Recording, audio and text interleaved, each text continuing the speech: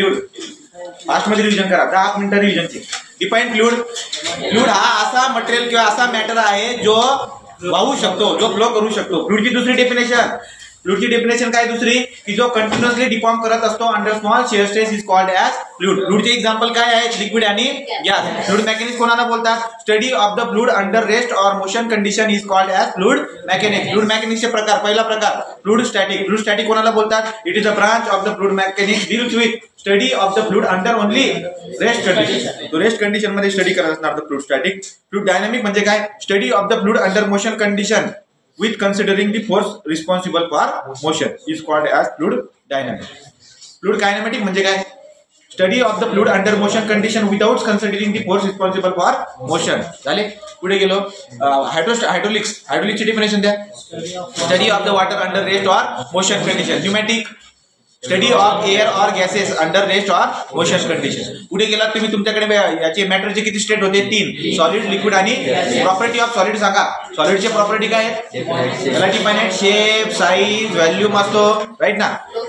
आणि force of attraction त्यांच्यामध्ये जास्त असतो. मॉलिक्यूल क्लोजली पॅक असतात. एक्झाम्पल खूप सारे आहेत तुमच्याकडे. ओके. लिक्विडचे आणि लिक्विड आणि गॅसचे सेम हे द्यायचे. काय बोलायचं, लिक्विडला शेप आणि साईज राहत नाही, ठीक आहे ना, आणि ते जागा व्यापतात, ठीक आहे ना. त्याला व्हॅल्यूम असतो, शेप आणि साईज राहत नाही. त्याचे मॉलिक्युलर गेला, ठीक आहे. गेला का, आता तुमच्या आजूबाजूला हे झालं, आता चेन रिॲक्शन होईल, ठीक आहे. गेला तो पहिला.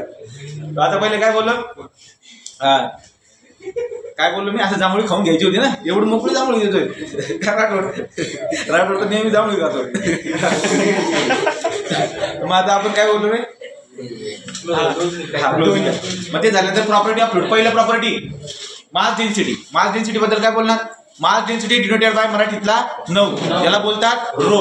मास डेन्सिटीला कसं डिफाइन करतो मी, 1 मीटर क्यूब व्हॉल्यूम मध्ये किती मासचं लिक्विड बसतं, तो mass is nothing but the mass density. पण व्हॉल्यूम किती असायला पाहिजे तेव्हा 1. गेला रे, गेला, दुसरा गेला.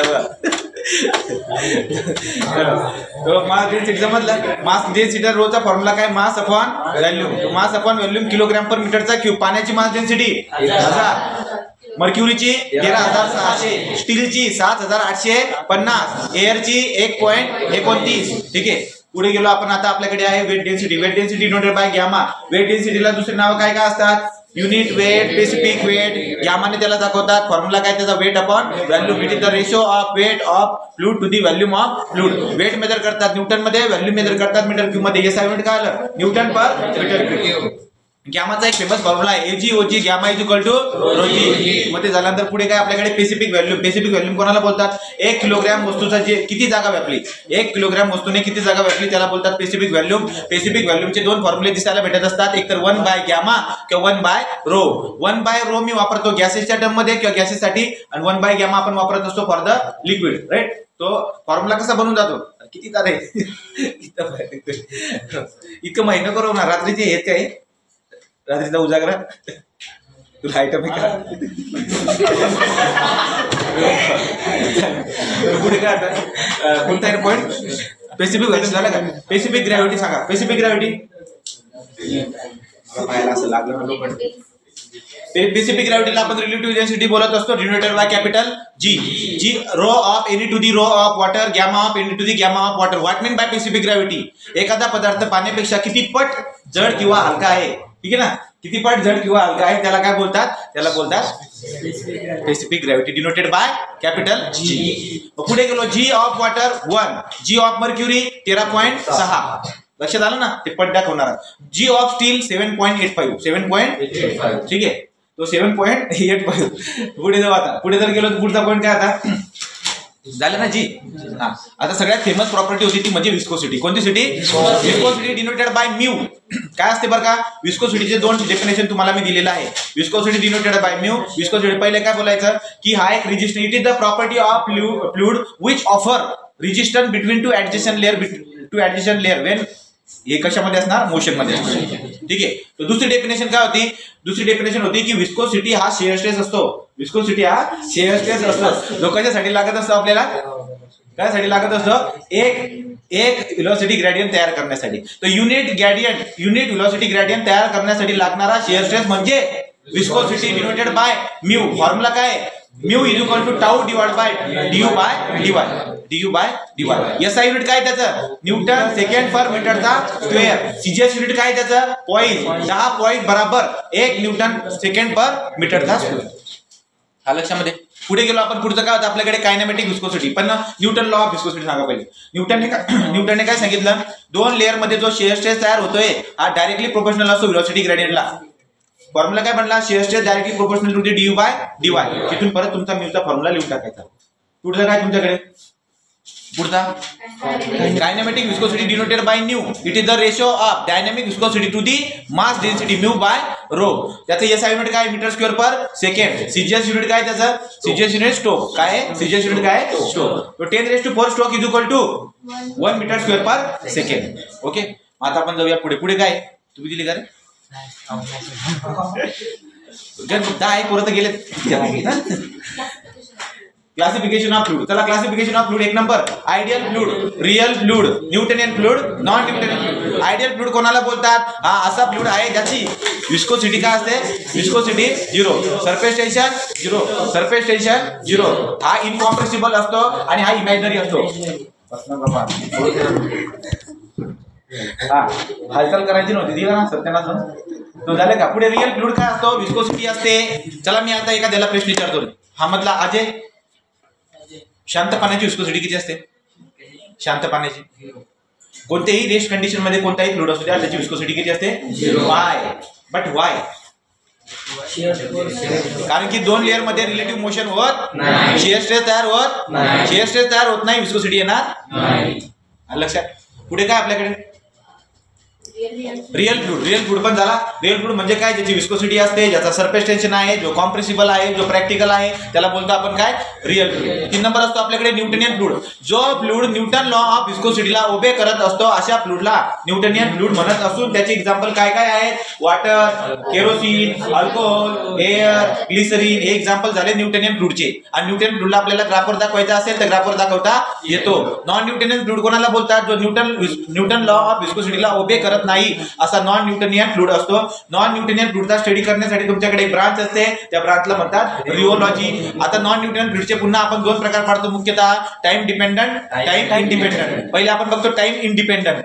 टाइम इंडिपेंडंट मधला पहिला प्रकार आहे सुडो प्लास्टिक. 2 नंबर आहे डायलेटेड फ्लूइड. 3 नंबर आहे बिंगम प्लास्टिक. 3 नंबर काय आहे बिंगम प्लास्टिक ज्याला आयडियल प्लास्टिक पण बोलतात. मग आता तुम्हाला ग्राफ बनवायचा होता परत तुम्ही गेले आता टाइम डिपेंडंट कडे. टाइम डिपेंडंटचे पुन्हा 2 प्रकार पडतात थिक्सोट्रॉपिक आणि रिओपेक्टिक. आणि यांना कशा दाखवायचे तुम्हाला ग्राफ वरती दाखवायचं. वाय ऍक्सिस वरती असतो टाऊ, एक्स ऍक्सिस वरती असतो du/dy. ठीक आहे ना du/dy. तो du/. अशा पद्धतीने तो ग्राफ बनवायचा. डायरेक्ट पॉईंट मधून जो जाणार आहे तो न्यूटनियन आहे. थोडा अंतर सोडून जाणार तो बिंगम प्लास्टिक आहे. असा वरती जाणारा डायलेटन, असा जाणारा सुडो प्लास्टिक, वरती जाणारा रिओपेक्टिक, असा खाली जाणारा थिक्सोट्रॉपिक. तो अशा पद्धतीने तो ग्राफ पाठ पाहिजे. इथपर्यंत आलो का पुढे गेलो तो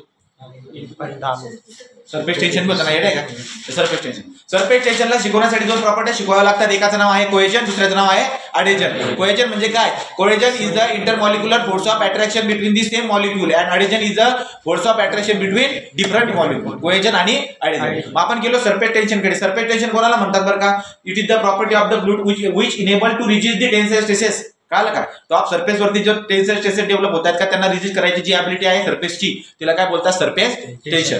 तो सरफेस टेन्शनची कहाणी पण सांगितली होती की सरफेस वरती जे मॉलिक्यूल असतात ते अनस्टेबल असतात. एकमेकांना मध्ये ओढण्यामध्ये सगळी पूर्ण लेअर जी आहे पूर्ण ताणली गेलेली असते. त्यामुळे मच्छर जो आहे मच्छर पाण्यावरती चालतो. नंतर निडल जी आहे ती निडल हळूहळू जर ठेवली प्रेमाने तर ती निडल खाली बुडत नाही. आणि तिसरं उदाहरण दिलं होतं वॉटर ड्रॉपलेट. तिसरं उदाहरण काय दिलं होतं वॉटर ड्रॉपलेट. फॉर्म्युला काय surface tension denoted by sigma. Sigma is equal to force upon length F/L. आणि एसआय युनिट काय त्याचं newton per metre. Newton per metre. सगळ्यात जास्त सरफेस टेन्शन कोणाचा असतो मर्क्युरीचा. कोणाचा असतो मर्क्युरी. सरफेस. चला तुम्हाला सरफेस टेन्शन आपल्यासाठी चांगलं राहत नाही याचा अर्थ सरफेस टेन्शनला आपल्याला काय करायला पाहिजे कमी करायला पाहिजे. आणि सरफेस टेन्शनला कमी करण्यासाठी आपल्याकडे काय असतं एक तर टेम्परेचर वाढवा किंवा डिटर्जंट ऍड करा. ओके टेम्परेचर वाढवा किंवा डिटर्जंट ऍड करून सरफेस टेन्शनला कमी करता येते. इथपर्यंत आलो होतो का. वेपर प्रेशर पण सांगितलं तुम्हाला काय द पार्शियल वेपर प्रेशर बोलतं. The partial pressure exerted by the vapour on the surface of the fluid is called as vapor pressure of that fluid. कळालं का. तो वेपर लक्षात राहिलं तर ठीक नाही राहिलं तरी बी ठीक. कॅव्हिटेशनची बी बात केली होती पण जाऊ द्या ते असं बोलून गेलं माझी चूक झाली असेल असं समजून करा. ठीक आहे. पुढची कन्सेप्ट शिकायची आहे ज्याचं नाव आहे कॅपिलॅरिटी. अब आगे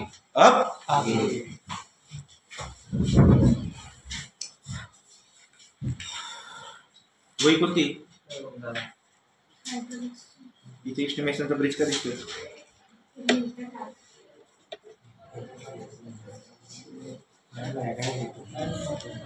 हे ऐका रे, सरफेस टेन्शन जे ना, सरफेस टेन्शनला पहिले पूर्ण करून घेऊया आपण आणि मग सरफेस टेन्शन नंतर आपण मग कॅपिलरी करूया, चालेल का? जर हे लक्ष द्या रे, आता तुझी इथं होत जाते ना, इथं सत्ताना तुला अजून दात काढ. अरे भंगार, खिडकी खोलून देत जाणार आहे, अशी हवा सर्क्युलेशन मिळणार. चला लक्ष द्या, मी तुम्हाला एक कन्सेप्ट सांगतोय, जी कन्सेप्ट महत्वाची आहे. पाण्याचा थेंब सगळ्यांनी बघितलाय, पूर्ण सोप बबल. बघा 3 उदाहरण देतोय. 1 water droplet, 2 number soap bubble, 3 number jet, GET. Jet म्हणजे धार, ठीक आहे ना. पेट्रोल पंपवर जर तुम्ही गेले असणार किंवा तेलाच्या किराणा दुकानावर जर गेले असणार ना, तर तुमच्या लक्षामध्ये किराणा असं जुनं एक टाकी असते आणि टाकीला एक हँडल असतं, असं केल्यावरती ना तेल बाहेर येतं, बरोबर की नाही? जो एकदम स्मूथ फ्लो असतो तो. तर ते जे काही असं त्याला बोलतात जेट. त्याला काय बोलतात? तो आउटर पोर्शन जो आहे त्याचा आउटरचा सरफेस जो ना, तिथे सरफेस टेन्शन घडताना दिसायला भेटत असतं. पाण्याचा जो ड्रॉपलेट आहे त्याचा जो एक सरफेस आहे अख्खा, त्याच्यावरती बी सरफेस टेन्शन घडून बसलेलं आहे. आणि जो सोप बबल आहे, सोप बबल माहिती ना, त्या फेसमधून आपण असं करतो ते बबल तयार होतात, कळलं का? ते सोप बबल. या तिघा ऍप्लिकेशन मध्ये आपल्याला सरफेस टेन्शन दिसायला भेटतं. सोप बबल, वॉटर ड्रॉपलेट आणि जेट. आणि तिघं मी तुम्हाला इमॅजिन करायचं ट्राय करायला लावलं. पहिले उचलून घेऊ आपण, आता एक एक करून आपलं बघायचं. होत आहे काय विषय माहितीये का? तो जो सरफेस आहे ना, त्या सरफेसवरती टेन्शन तयार होते, ठीक आहे ना. तो जो सरफेस आहे, एखादा समजा ड्रॉपलेटचा उचलला मी, तर त्याच्यावरती ना टेन्शन तयार होते आणि या टेन्शनमुळे आतमध्ये एक नवीन प्रेशर तयार होतो, कळलं का? तो pressure inside the water droplet, pressure inside the air bubble, pressure in soap bubble आणि प्रेशर इनसाइड द जेट. हे तुम्हाला काढायचे, फॉर्म्युले लक्षामध्ये घ्यायचे. मी डिराईव्ह करून दाखवतो, तुम्ही ते डेरिव्हेशन न लक्षात ठेवता तुम्ही फॉर्म्युले लक्षात ठेवायचे आहे, जे की तुमच्यासाठी महत्वाचे राहणार आहे. मी नवीन सांगतो, मी फिरसे दोहरातो. पहिले काय बोलतोय की सरफेस टेन्शनसाठी 3 ऍप्लिकेशन तुम्हाला आता बघायचे आहेत. 1 number water droplet, 2 number soap bubble, 3 number jet. पहिले उचलला मी वॉटर ड्रॉपलेट, ठीक आहे. तो वॉटर ड्रॉपलेटच्या केसमध्ये आता आपल्याला काय फाइंड आउट करायचं आहे? Pressure inside the water droplet. तो आपल्याकडे आता सर्किट खडू आणि दुसरा असायला पाहिजे लक्ष, ठीक आहे. तो बघा,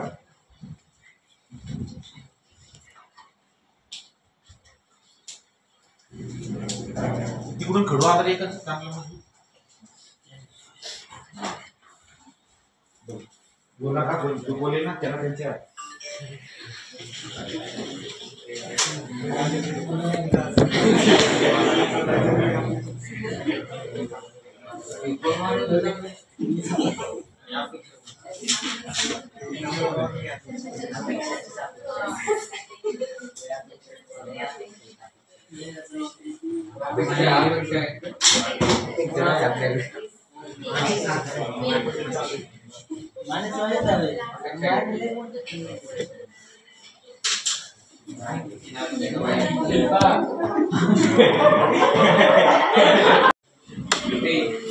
काय शिकायचं आपल्याला? प्रेशर इनसाइड द एक एक सापडला मला खूप, ठीक आहे.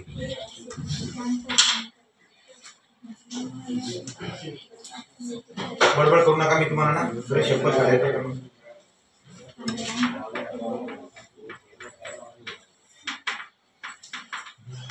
Pressure inside the water droplet किंवा वॉटर ड्रॉपलेट म्हणजे काय? किंवा यालाच ऍप्लिकेशन दुसरं असलं air bubble. Air bubble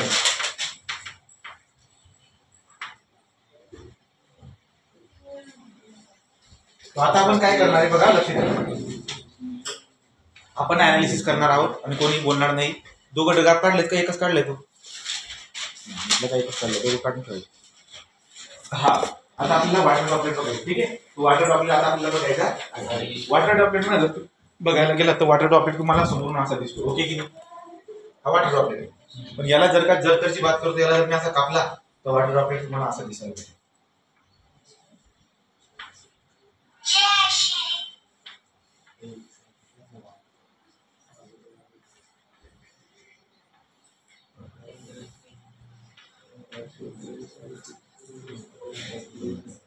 okay का?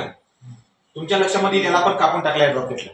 त्या ड्रॉपलेटला जर आपण कट केला तर काय होतं? तो जो पुरा सरफेस आहे, इमॅजिन करा, हा जो पुरा सरफेस आहे ना, हा असा वॉटर ड्रॉपलेट होता की तो इकडचे जे आहेत हे सगळे याला दाबतायत, कॉम्प्रेस करतायत, सरफेस टेन्शन, हे मॉलिक्यूल इकडे असे ओढतायत ना सगळे, आणि हे इकडे इकडे ओढतायत, हे असं दाबलं जातो तो. याच्यामुळे आतल्या भागामध्ये प्रेशर तयार होतं या पोर्शनवर, कळलं का?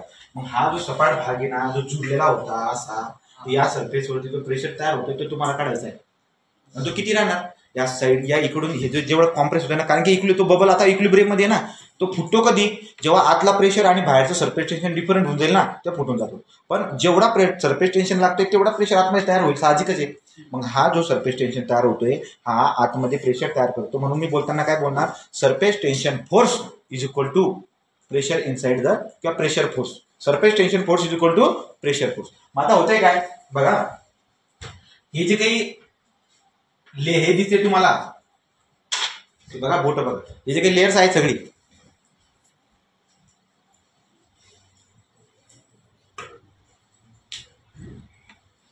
बघा तो जो काही थेंब होता वॉटर ड्रॉपलेट, तर त्याचा जो सरफेस आहे ना, हे सगळे असे असे असे असे कॉम्प्रेस करतात. तो सरकमफरन्स जो आहे ना, तो गोल गोल असे लागतायत. ते इमॅजिन होते का? चेक करा. असं कापून ठेवलाय ना मी तो ड्रॉपलेट, हा फक्त आउटर बाउंड्री, आउटर बाउंड्रीवरती हे मॉलिक्यूल असे ताणतात, मध्ये थोडी शिरलो मी, आणि हे इकडून असे ताणतात. याचा अर्थ सरफेस टेन्शन फोर्स कुठे लागतो माहितीये का? या सरकमफरन्सवरती. सरकमफरन्स म्हणजे एकतर त्याला पायडी बोला, काय बोलायचं? सरकमफरन्सचा फॉर्म्युला काय असतो? एकतर 2πr किंवा पायडी, हा सरकमफरन्सचा फॉर्म्युला असतो. सरकमफरन्स म्हणजे परिघ, ठीक आहे का? मग माझ्या लक्षामध्ये काय येते आता, की मला फाइंड आउट करायचं, माझ्याकडे एक नियम आहे बघा. हे जे लागतात ना, हे सरफेस टेन्शन लागतात, हे बघा, हे सरफेस टेन्शन हे सगळे सरफेस टेन्शन. पण हे सरफेस टेन्शन कोणावर लागते बरं का? सरकमफरन्सवर. कशावरती लागते? सरकमफरन्सवर. मग आणि त्याच्यामुळे काय होतंय, हा जो पोर्शन आहे याच्यामध्ये प्रेशर तयार होतं. तर आपण बोलताना कसं बोलणार? सरफेस टेन्शन फोर्स बराबर प्रेशर फोर्स, बराबर काय? Pressure force. मग मला काय करणार आता? सरफेस टेन्शन फोर्स बोलतोय मी. सरफेस टेन्शनचा फॉर्म्युला काय सांगितला? सिग्मा बराबर फोर्स अपॉन लेंथ. बोललो की नाही? सिग्मा बराबर फोर्स अपॉन लेंथ. आता चालू बघितलं आपण. आणि मला जर का समजा फोर्स काढायचा आहे, सरफेस टेन्शन फोर्स बोलतोय मी, म्हणजे मला हा सरफेस टेन्शनचा हा फोर्स काढायचा आहे. तो खाली जो डिवाइडला एल आहे, तो इकडे जाताना काय होणार आहे? मल्टिप्लाय. म्हणजे मला तो फोर्सचा फॉर्म्युला काय भेटेल माहितीये का? Sigma into L. आणि पुढे जर तुम्ही गेला तर प्रेशर फोर्स बोलतो मी. प्रेशरचा फॉर्म्युला काय असतो? प्रेशर बराबर फोर्स अपॉन एरिया. जसा स्ट्रेसचा फॉर्म्युला आहे ना, सेम फॉर्म्युला प्रेशरचा राहतो. आणि तो तुम्हाला आता फोर्स काढायचा आहे, याचा अर्थ तुम्हाला हे फोर्स काढायचा आहे, म्हणून आपली जे एरिया काय करेल? इकडे जाऊन मल्टिप्लाय करेल. तो पी इंटू ए. ओके, बरोबर. मग आता मी काय करणार आहे? सिग्मा इंटू एल म्हणजे काय? ती लांबी. आता कोणत्या लांबीवरती सरफेस टेन्शन घडतंय तुम्हाला चालू बोललो मी? पायडी. कोणत्या? पायडी. तो पाय इंटू डी ही सरकमफरन्सचा फॉर्म्युला असतो. एवढ्या लांबीवरती सरफेस टेन्शन लागतंय. इज इक्वल टू पी म्हणजे प्रेशर फोर्स. एरिया किती असणार आहे बरं का? या चौको याचा सर्कलचा एरिया शिकलो ना आपण. पाय बाय 4 इंटू डी चा स्क्वेअर. तुम्हाला pressure inside the water droplet काढायचं आहे. आता तुम्ही कसं काढणार बघा बरं का? तो मला जे दिसते, मला प्रेशर काढायचा हवा. तो इकडचा पाय कट, इकडचा पाय कट, बरोबर का? हा इकडचा डी कट, इकडचा डी पण कट, एक डी उरणार. ओके, तुम्हाला पी काढायचा आहे. मग कोण कोण उरतंय चेक करा. हा 4 इथं खाली डिवाइडला इकडे जाताना काय होईल? मल्टिप्लाय. म्हणजे 4 सिग्माचा काही कट झालेला नाहीये. हा 4 इकडे आला होता ना, हा सिग्मा तसंच कसा 4 सिग्मा डिवाइड बाय कोण येईल बरं का? हा डी उरलाय. 4 sigma by D. हा फॉर्म्युला भेटेल तुम्हाला pressure inside the water droplet. 4 sigma by D. आलं का लक्षात? तो 4 सिग्मा, अजून काही उरले का चेक करून घ्या. हा 4 इकडे डिवाइडला होता, इकडे जातो 4 सिग्मा बाय डी. तुम्ही फॉर्म्युला रटून घ्या. बाकीचं मध्ये लक्षात नाही ठेवलं तरी पण चालेल. जमतंय का? मी तुम्हाला प्रश्न कसा विचारणार याच्या पुढे? वॉटर ड्रॉपलेट जो आहे त्याच्या आतमध्ये प्रेशर किती तयार होतो? 4 सिग्मा बाय डी. सिग्मा काय असतो? Surface tension. सिग्मा काय असतो? Surface tension. सरफेस टेन्शन या साईडमध्ये काय आहे? Newton per metre. तो हा फॉर्म्युला तुम्ही लक्षात ठेवायचा. वॉटर ड्रॉपलेट झालेला आहे. पण आता सोप बबल जी असते ना, त्या सोप बबलची 2 लेअर असतात. जर साबणाचा जो बबल आहे तो जर का बघायला गेलात ना, तर हा वॉटर ड्रॉपलेटची आउटर पोर्शन एकच असते, पण सोप बबलच्या 2 लेअर असतात. सरकमफरन्स 2 असतात, जवळ असतात खूप जास्त. मग त्यामुळे आपल्याला तो सह्याचा फॉर्म्युला काय भेटणार आहे? कशाचा? मी लिहिलं का? आता pressure inside the water droplet जे काय आहे ते तुम्हाला लिहायचं असेल ते लिहा, नाही तर मी त्या नोट्समध्ये लिहिलंय, एकदम व्यवस्थित लिहिलंय मी. तुम्ही नका लिहू वाटतं. चालेल का? चला पुढे जाऊ. मग एक काम करू ना, आता डेरिव्हेशन तर तो विचारणार नाहीये, फॉर्म्युले सांगून द्या ना सर व्यवस्थित. मी फॉर्म्युले सांगून देतो. चला एक एक करून. सगळ्यात पहिले pressure inside the water droplet काय फॉर्म्युला आहे? 4 sigma by D. Pressure inside the soap bubble 2 sigma by D. 8 sorry double आहे ना, डबल म्हणजे 8. किती मग? 8 sigma by D. Soap bubble मध्ये 2 लेअर असतात, त्याच्यावरती बी अजून, ठीक आहे ना? तो water droplet 4 sigma by D. So bubble 8 sigma by D आणि जेट 2 सिग्मा बाय डी. याचा अर्थ असा आहे 2 4 8. 2 म्हणजे जेट, 4 म्हणजे वॉटर ड्रॉपलेट, 8 म्हणजे so bubble. Bus 2 sigma by D sigma by D sigma by D. याच्यावर गणित येतं 5 मार्काला. तुम्हाला 5 मार्काला गणित येतं. तो तुम्हाला डायमीटर देतो हा, आणि तुम्हाला फक्त एसआय युनिट लक्षात ठेवायचं. एसआय युनिट म्हणजे जर डायमीटर तो एमएम मध्ये देतोय ना, तर एमएमचं मीटर मध्ये करण्यासाठी डिवाइड बाय 1000 करतात. मग तसं करावं. पण लक्षात ठेवायचं हायड्रोलिक्स मध्ये शिकत असताना मीटर मध्येच पाहिजे, एमएम मध्ये चालणार नाही, सेंटीमीटर मध्ये चालणार नाही. आणि मी तुम्हाला लिहून दिलेलं आहे त्यानंतरचं. ठीक आहे ना. ते 3 फॉर्म्युले तुम्हाला लिहायचे, कुठेतरी कानाकोपऱ्यात रेषेच्या वरती लिहून घ्या. Pressure inside the droplet 4 sigma by D, pressure inside the soap bubble 8 sigma by D, pressure inside the jet 2 sigma by D, jet water droplet soap bubble. जमल का? झालं का सांगा रे. हे समजले का तिघी गोष्टी? हा, कशी तयार होतात. एअर बबल मध्ये दिसते माझी. आता एअर बबल आपलं काय म्हणतात त्याला, सोप बबल. सोप बबल मध्ये काही नाही ना, इथे जे ना अशी एक अजून एक एक्स्ट्राची लिहिली अलग अशी एक लेअर असते. जेट म्हणजे धारणा करतो. जेट तुला जेट बघायची का? आणि जेटचं पण तुम्हाला मी आता डेरिव्हेशन करून दाखवतो. बघा जेट इमेजेस, जसे मी जेट टाकले विमान आले वॉटर म्हणाला. ते तुम्ही हे बघितले नाही का, ते पाण्याचे जे काच बी कापतात, लोखंड बी कापून टाकतात.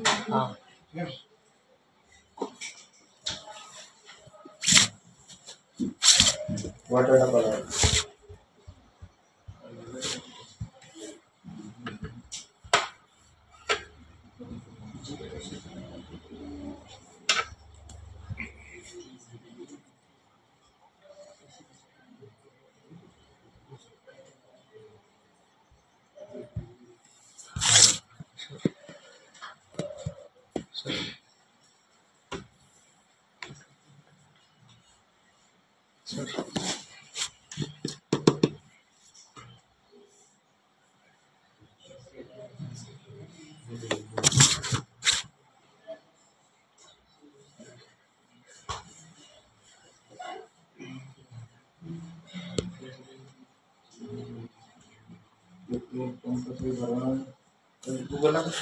सर तसं नाही समजलं तरी कसं दुनियाभरचं आपलं एक लाईव्ह एक्झाम्पल दाखवायचं.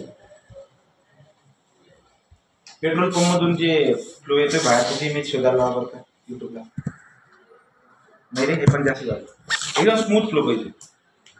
म्हणजे तो किराणा दुकानमध्ये जो तेल कसं बाहेर येते का, ते तेल जो बाहेर येते ना, ती असते जेट. आता जेटचं पण डेरिव्हेशन करून दाखवतात तुम्हाला कसं. आता विचार करा, जी जेट बाहेर येते ना, तो तिचा पूर्ण पोर्शन एकदम स्मूथ दिसतोय. तो बाहेर येतोय ना, ते एक ताणलेल्या सारखं सरतोय दिसायला भेटेल. एकदम स्मूथ फ्लो दिसायला भेटतो बाहेरचा. ठीक आहे ना. मग ते कधी कधी असं वाटतं, तुम्ही जर रील्स बघत असणार काही तुम्हाला माहिती नाही, तुम्ही कोणतरी घाणघाण रील्स बघता, पण असे जे ना असे रील्स पण आहे एकदम स्मूथ फ्लो दिसायला भेटतो, कंटिन्युअसली फ्लो दिसायला भेटतो. असं वाटतं की ना काय आणलं आपण. हो सर, फ्लो आहे ना सर. असं सर आलं एका घाट. ठीक आहे. हा, तो जेट म्हणजे काय मी ते आकृती समजून सांगतो. बघा, तो समजा एक नळी, नळीमधून हा फ्लो बाहेर येतोय. आलं का? ही आहे जेट. का आलं का? लक्षात येते का रे? ही पेट्रोल पंपाची नळी आहे आणि जे ना हा फ्लो बाहेर येतोय याला काय बोलतात जेट. आणि याचा सरफेस वरती टेन्शन दिसायला भेटतं आणि आतमध्ये प्रेशर तयार होतो. आणि तो प्रेशर किती असतो? 2 sigma by D, 2 sigma by G. हे बघा, ही जेट, हिला म्हणतात जेट. ही बघितली नाही का तुम्ही अशी जेट? डायरेक्ट लोक तिकीट कापून टाकते. बघितलं ना झालं का? तो या तिघांचे फॉर्म्युले लक्षामध्ये ठेवायचे. 1 number water droplet, 2 number soap bubble, 3 number.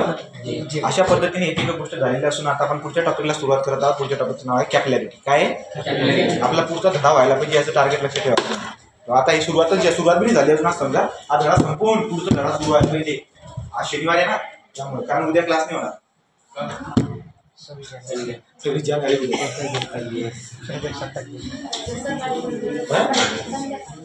संध्याकाळी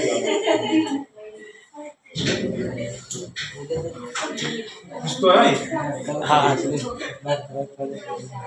चलो कैपिलरिटी ये फॉर्मूला लिख दिया। हाँ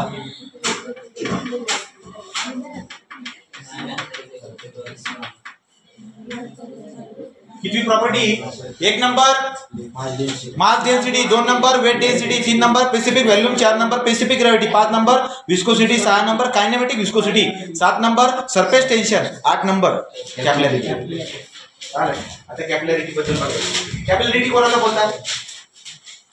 कॅपिलॅरिटी ऍक्शन आपण त्याला बोलतो, ठीक आहे ना। दिव्याची ज्योत पेटते बरोबर ना, तेलाला स्तक करून ती काय करते, दिव्याची ज्योत पेटत राहते। नारळामध्ये पाणी असते, कळलं का? तो नारळात पाणी येणं, दिव्याची ज्योत पेटते, अजून पुढे काय बरं का, आपल्या मेंदूपर्यंत रक्त पोहोचणे, कळलं, परत मुलांपर्यंत पाणी येणे, हे सगळ्या घटना काय आहे ते कॅपिलॅरिटी ऍक्शन आहे।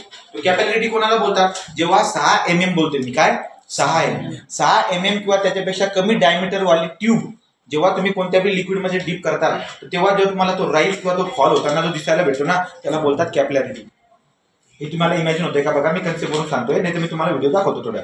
मला काय बोलायचं आहे, समजा हा जो ना ह्या पाण्याचा सरफेस आहे आणि मी ना एक ट्यूब आणलेली, त्या ट्यूबचा डायमीटर किती आहे? 6 mm पेक्षा कमी आहे, समजा तो 5 mm किती आहे? 5 mm। तर ती ट्यूब जर का समजा चुकून तुम्ही त्या पाण्यामध्ये बुचकवली ना, तर ट्यूबमध्ये पाणी ना राईज होताना दिसायला भेटतं आणि पार वरती चाललं जातं। पाण्याचं सरफेस इथंच आहे, पण त्या ट्यूबमध्ये पाणी कुठे चढून गेलं? पार वरती गेलं। मग याला बोलतात कॅपिलॅरिटी राईज। काय म्हणतात त्याला? किंवा या ऍक्शनला बोलतात कॅपिलॅरिटी। 6 mm किंवा त्याच्यापेक्षा कमी डायमीटरची ट्यूब जेव्हा आपण कोणत्याही लिक्विडमध्ये डीप करतो, तेव्हा जो आपल्याला राईज होताना दिसायला भेटतो, त्याला काय बोलतात? कॅपिलॅरिटी। समजलं का? पण कधी कधी काय होतं माहिती आहे का, जसं राईज होते कधी कधी फॉल होताना पण दिसायला भेटतं। फॉर एक्झाम्पल मर्क्युरी, कारण की मर्क्युरी म्हणजे आमचे मर्क्युरी म्हणजे काय? आमचे ते दुसऱ्या पदार्थासोबत चिटकत नाही। होते काय विषय, मर्क्युरी हा समजा आणि तुम्ही 6 mm पेक्षा कमी वाली ट्यूब आणली आणि याच्यामध्ये डीप केली, तर जे ना राईज न होता फॉल होतो। म्हणजे सरफेस इथे आहे, पण ट्यूबमध्ये तुम्हाला ना मर्क्युरी खाली दिसायला भेटतो, हा फॉल झाला, हा पण कॅपिलॅरिटी ऍक्शन। याचा अर्थ मी डिफिनेशन कसं देणार बरं का, की 6 mm किंवा त्याच्यापेक्षा कमी डायमीटरची ट्यूब जेव्हा तुम्ही लिक्विडमध्ये डीप करता, तुम्हाला कधी राईज किंवा कधी फॉल होताना दिसायला भेटतो, डिपेंडिंग ऑन द लिक्विड, त्यालाच बोलतात कॅपिलॅरिटी ऍक्शन। काय म्हणजे याचा अर्थ असा आहे, जेव्हा तो राईज होतोय तर तो कशामुळे घडणार आहे? राईज होताना अडिजनमुळे घडणार आहे। हा म्हणजे काचेचा मॉलिक्यूल जो आहे ना, पाण्याच्या मॉलिक्यूलला वरती ओढतोय म्हणून पाणी वरती चढते। काचेचा ग्लास होता ना 6 mm डायमीटर पेक्षा कमी वाला, तुम्ही त्याला बुडवतायत, मग पाणी वरती का चढतंय? कारण की काचेचे जे मॉलिक्युल्स आहेत ना, ते पाण्याच्या मॉलिक्यूलला वरती ओढतायत, म्हणून तो राईज मला दिसायला भेटतोय। आणि मर्क्युरीमध्ये जेव्हा मी 6 mm पेक्षा कमी डायमीटरची ट्यूब बुडवली, तेव्हा मर्क्युरी लेवलपेक्षा खाली असं त्या नळीमध्ये खाली का जातोय? नळीमध्ये मर्क्युरी खाली का जातोय? कारण की मर्क्युरी आमचे, याचा अर्थ कोहेजन, त्याच्यामध्ये कोहेजन फोर्स। याचा अर्थ कॅपिलॅरिटी होण्यामागे 2 गोष्ट कारणीभूत आहे, कोहेजन बी, ॲडिजन बी। तो कॅपिलॅरिटी कशामुळे होत असते? कोहेजन आणि ॲडिजन दोघांमुळे। पण सरफेस टेन्शन कशामुळे होतं? फक्त सरफेस टेन्शन फक्त कोहेजनमुळे होतं। कॅपिलॅरिटी कोहेजन आणि ॲडिजन दोघांमुळे होत असते। तो जो हा राईज आणि हा जो फॉल आपल्याला दिसायला भेटतोय, जेव्हा 6 mm पेक्षा कमी डायमीटरची ट्यूब आपण लिक्विडमध्ये डीप करतो, तर त्याला बोलतात कॅपिलॅरिटी। जमते की नाही? कॅपिलॅरिटी कळाली का तुम्हाला? सांगा रे। मग आता आपण कॅपिलॅरिटी झालं, मग आता कॅपिलॅरिटी मराठीत एकदा काय बोललो संपून जातो विषय। त्याची डायग्राम तिथे दिली होती का इम्पॅक्ट ऑफ जेटची? ठीक आहे,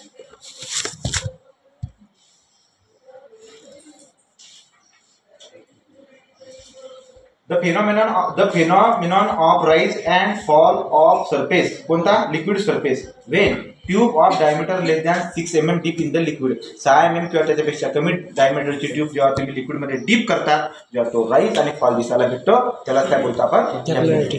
तो कॅपिलॅरिटी बद्दल आतापर्यंत प्रश्न काय आलेला आहे बरं का? एक तर गणित येतं, एक तर त्याचं डेरिव्हेशन येतं। आतापर्यंत 2-3दा परीक्षेत आलेला आहे, त्याचं डेरिव्हेशन परीक्षेत येतं हमखास। कॅपिलॅरिटी राईजचा फॉर्म्युला विचारतात, नाही तर त्याच्याऐवजी गणित विचारतात। पण मॅक्सिमम वेळेस जे काही प्रश्न विचारलेला आहे, तो आता आपण ते बघणार आहोत। बघा कॅपिलॅरिटी राईज किंवा कॅपिलॅरिटी फॉल कसा होत असतो, त्याचा फॉर्म्युला बघा आणि तो कसा डिराईव्ह केला मी तो बघा।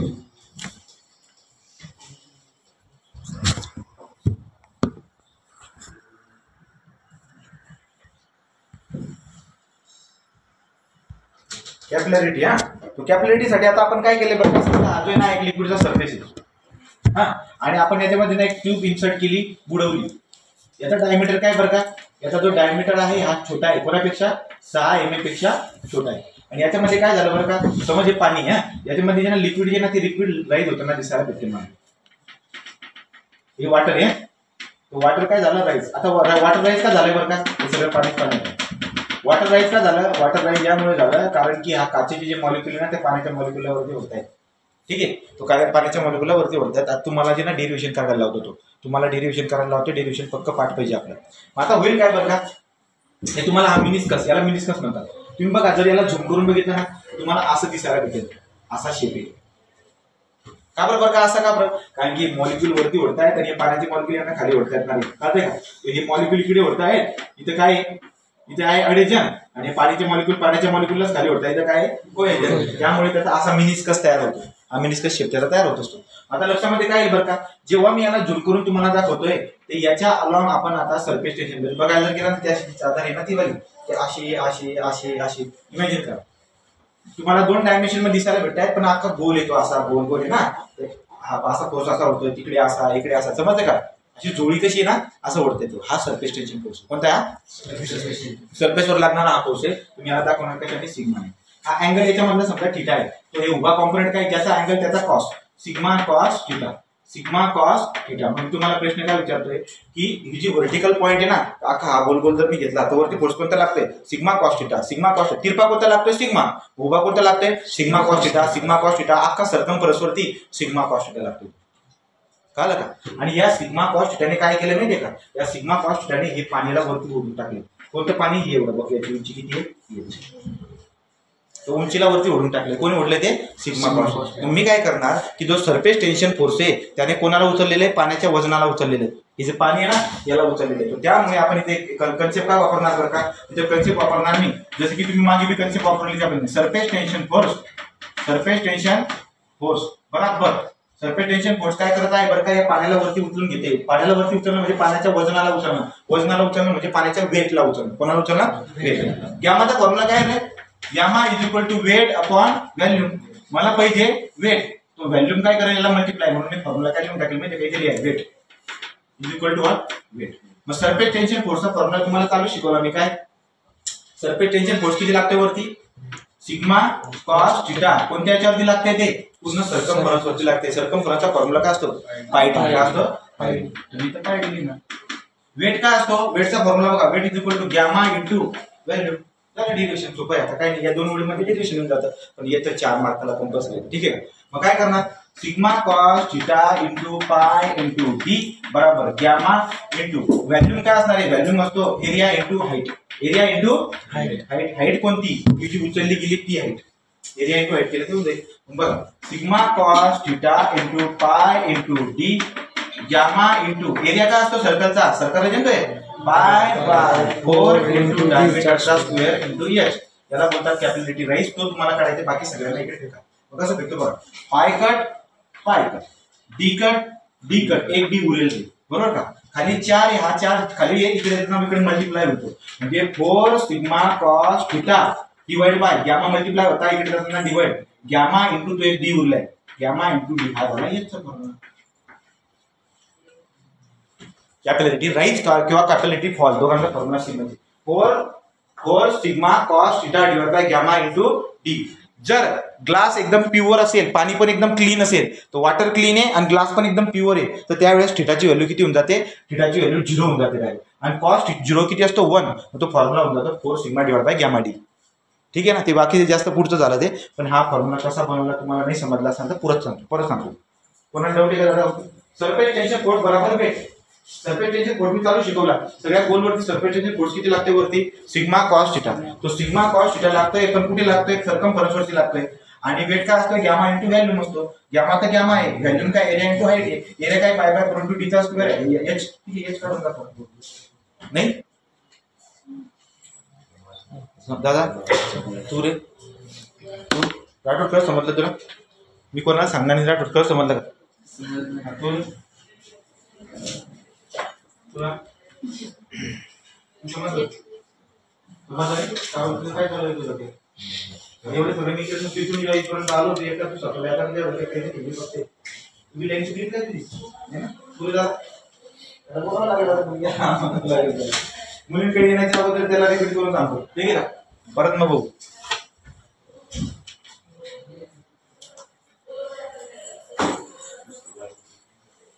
हे इमॅजिन करा, होते काय, साधं पाणी बिचारा ओके मध्ये होता, कोणाच्या नावात नाही कोणाच्या गोटात नाही. एक निडल आली 6 mm डायमीटर पेक्षा कमी वाली, जशी बुडवली पाणी होतं ना ते, तो राईज होताना दिसायला भेटतो. अशा अरे बापरे याच्यामध्ये पाणी कसं वाढतंय, विचार येतात माणसाला, जादू वाटते बरोबर का. तर तुम्ही केलं नाही का 7व्या वाटीला प्रयोग, एक छोटीशी कांडी निळ्या कलरची लाल कलरची अशा कांड्या राहायच्या, ठीक आहे ना. कोरोनामध्ये कधी होते तुम्ही,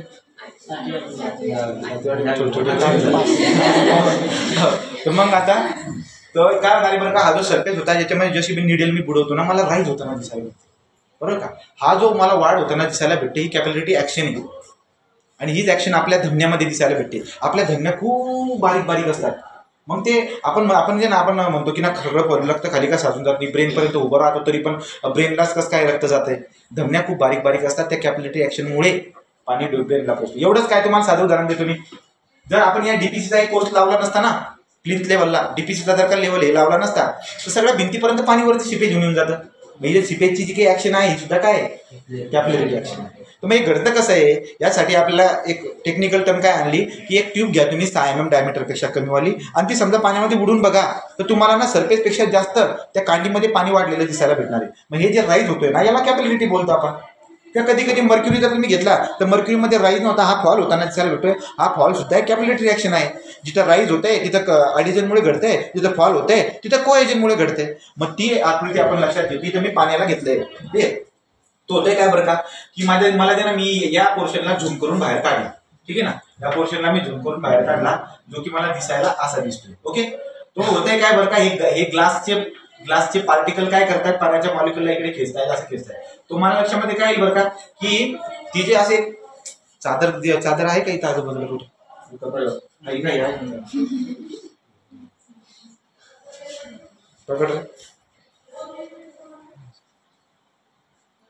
चादर पकडायला 4-5 लोक मागायला पकड भाई. ही चादर बघा वरती उभारून हा असं. तर आता सर्क्युलर याच्यामध्ये इमॅजिन करा असं येते. मग हे जे कोपरेत नाक हे तिरपे सरफेस टेन्शन फोर्स, इकडे माझ्याकडे सरफेस टेन्शन, सगळे सरफेस टेन्शन फोर्स. पण उभा किती आहे तो तुमच्या लक्षामध्ये नको ना रे, असं राहू दे ना. हे बघा हा सरफेस टेन्शन फोर्स सिग्मा आहे बरोबर का, व्हर्टिकली. आणि हे सिग्मा आणि व्हर्टिकल मधला अँगल किती आहे, थिटा. हा सिग्मा हा थिटा. मग व्हर्टिकल कॉम्पोनेंट किती, sigma cos theta, sigma cos theta, sigma cos theta, sigma cos theta. या अख्ख्या सिग्मा कॉस थिटा वाल्यांनी काय केलं माहिती का, ते पाण्याला वरती उचलून आणलंय. समजतंय का.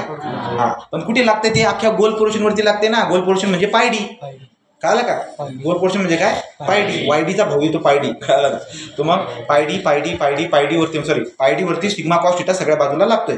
तुम्हाला फोर्स काढायचा असेल तर फोर्सचा फॉर्म्युला शिकवला ना तुम्हाला मागे. तुम्हाला काय लक्षात आलं की या सरफेस टेन्शन फोर्सने डायरेक्ट पाण्याला वरती उचलून आणलंय. तुम्ही एक्सप्रेशन काय यूज केलंय बरं का. हा बघा, हा होता आपला सिग्मा, हा होता इकडे सिग्मा अँगल आहे थिटा, हा होता सिग्मा कॉस थिटा. ओके का. आणि हे जे ना सगळ्या सर्कमफरन्स वरती लागते. मेन्शन कसं करणार, सरफेस टेन्शन फोर्स बराबर व्हॉट, वेट बराबर काय, वेट ऑफ फ्लूइड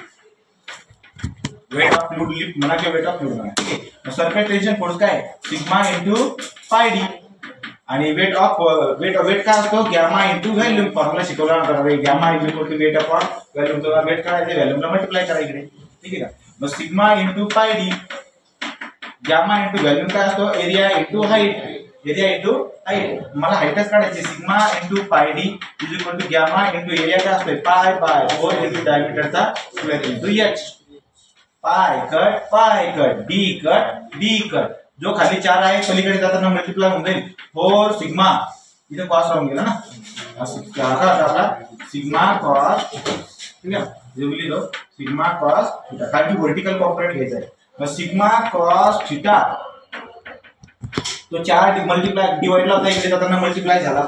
इकडे उरतंय कोण बरं का आता, 4 sigma cos theta divide by gamma पण येऊन जाईल इकडे आणि डी पण येऊन जाईल. जे मल्टिप्लायला आहे खाली त्यांना काय होतील, डिवाइड. तरी बी नाही. पहिली लाईन, दुसरी टेन्शन, समजलं का. तिसरी लाईन, चौथी लाईन, समजलं का. या पद्धतीने कॅपिलॅरिटी राईजचं एक्सप्रेशन विचारतात. आणि मी काय बोललो की जर प्युअर वॉटर आणि क्लीन ग्लास असेल ना तर थिटाची व्हॅल्यू डायरेक्टली 0 उभा राहतो कॉम्पोनंट. म्हणजे समजलं का, 0 म्हणजे उभा राहणार. उभा जर का राहतो त्या अँगल राहणार ना, हा सिग्मा कॉस थिटा म्हणजे उभा राहिला आहे. अँगल राहणार थिटा 0 होऊन जाईल. थिटा जर का 0 होत असेल त्या केसमध्ये काय बोललो मी 4 sigma divide by gamma D cos theta राहणार नाही. असं एवढं खोलमध्ये कोण जात नाही, पण तरी पण तुम्ही जर का पुढे कंपन्या आल्या ना तर या कंपन्या असं हाय लेवलचं नॉलेज पाहिजे तुम्हाला. काय इथपर्यंत तोंडी काढून बघितलं का? तोंडी काढून बघायचं की पटापट तोंडी काढून बघायचं. तुम्ही काय करता गंमत बघायचं, अरे वही पेन चालत राहायची. आता हे एक्सप्रेशन जर का समजा जसं सांगताय तू जर का खरं लिहून काढलं तोंडी काय रोग येणार आहे का? त्याचं होतं मागचं एक्सप्रेशन पटापट काढून ठेवायचं. तोंडी काढायचं. तोंडी surface tension force equal to weight. Surface tension force काय असतो सिग्मा इंटू एल. सिग्मा काय घेतोय सिग्मा कॉस थिटा. एल काय घेतोय pi D. Sigma cos theta into pi D is equal to काय आहे इकडे gamma into volume. Sorry gamma into काय व्हॅल्यूम. व्हॅल्यूम काय असतं एरिया इंटू हाईट. काढून बघा ना तोंडी नजरे समोर काढून बघा. असे अक्षर जायला पाहिजे. असं समजलं का?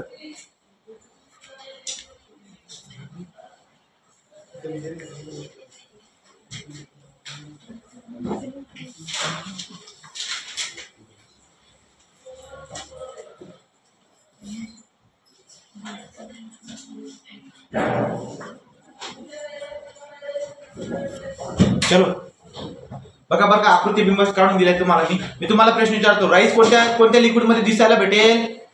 वॉटर. फॉल कोणत्या लिक्विड मध्ये दिसायला भेटेल? मर्क्युरी. वॉटर मध्ये राईस का होतोय? कारण की त्याच्यात कोणता फोर्स जास्त आहे? अडेजन. कोणता? अडेजन. सरफेस टेन्शन फोर्स जो काही आहे तो आपल्या मर्क्युरी मध्ये काय असतो? जास्त असतो. त्यामुळे त्या केसमध्ये कोएजन दिसायला भेटेल. म्हणजे कोएजन मुळे फॉल, अडेजन मुळे राईस असं म्हणतो.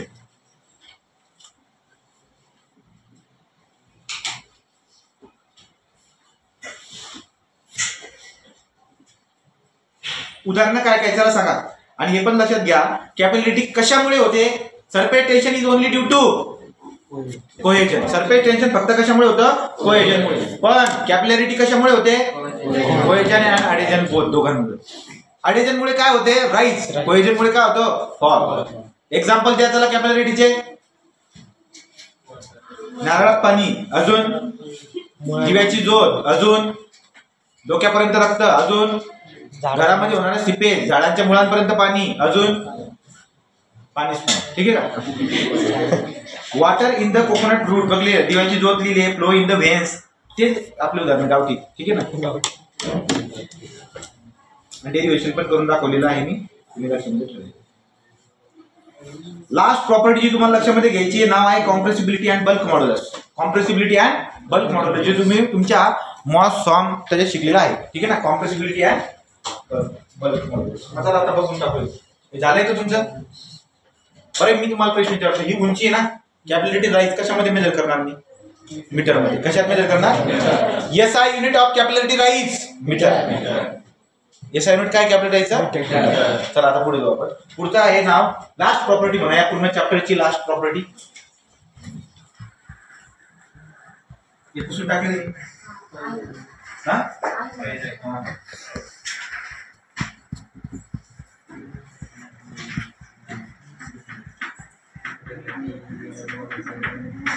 compressibility.